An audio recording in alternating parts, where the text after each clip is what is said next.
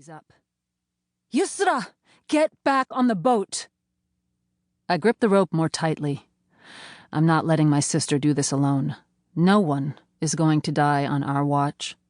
We're Mardinis, and we swim. Part 1. The Spark.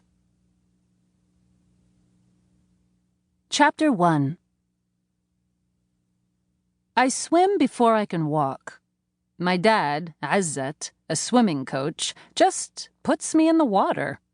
I'm not yet big enough for armbands, so he removes the plastic grate from the gutter overflow at the pool's edge and plunks me into the shallow water underneath. "Here, move your legs like this," says Dad. He makes a paddling motion with his hands.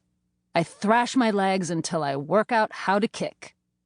Often, I tire myself out, and the water's lapping warmth lulls me to sleep. Dad never notices. He's too busy barking orders at my older sister, Sada. Neither of us chose to swim. We don't remember starting. We just swim. We always have. I'm a cute kid with light skin, large brown eyes, long dark hair, and a small, neat frame. I'm painfully shy, and I rarely speak. I'm only happy when I'm with my mom, Mervat. If she goes to the bathroom, I'll wait outside until she's done. If other adults try to talk to me, I gaze up at them in silence. Most weekends, we visit my grandparents in the city. My grandmother, Yusra, who I'm named after, is like a second mother. I hide behind the long folds of her abaya, a floor-length fitted jacket, as my grandfather, Abu Bassam, tries bribing me with sweets to get me to smile. I never fall for it, so he teases me and calls me a scaredy cat. Sada is 3 years older than me and the other extreme. No one can get her to stay quiet.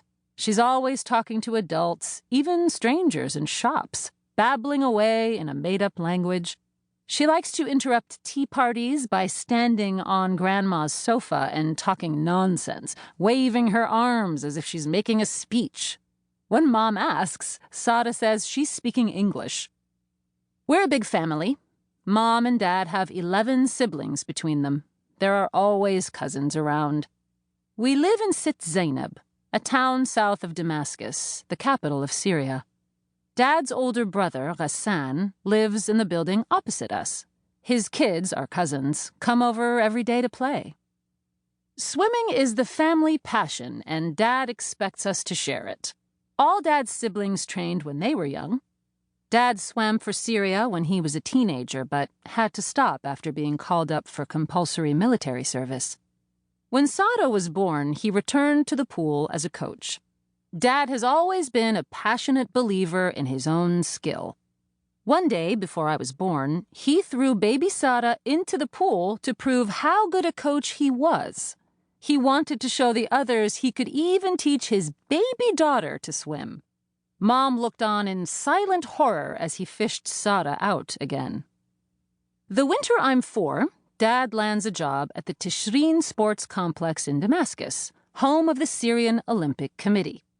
Dad signs me and Sada up for swimming training. He arranges for another coach to take me on while Dad concentrates on 7-year-old Sada. I train 3 times a week in the creepy Olympic pool. The main sources of light are long, low windows that run along 3 sides of the building. Above the glass, fixed metal blinds block out the glaring sunshine. Mounted on one of them, next to the scoreboard, hangs a large portrait of Syrian President Bashar al-Assad. It's always freezing in the pool, but I soon discover that being tiny, shy, and pretty has its advantages. Before long, my new coach is smitten. I have him wrapped around my little finger. "I'm cold," I mumble, gazing up at the coach with wide, innocent eyes. "Oh, what's that, little one?"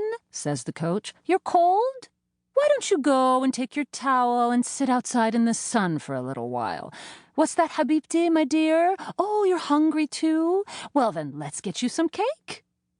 For the next blissful 4 months of spoiling, I'm rarely in the pool, but I can't escape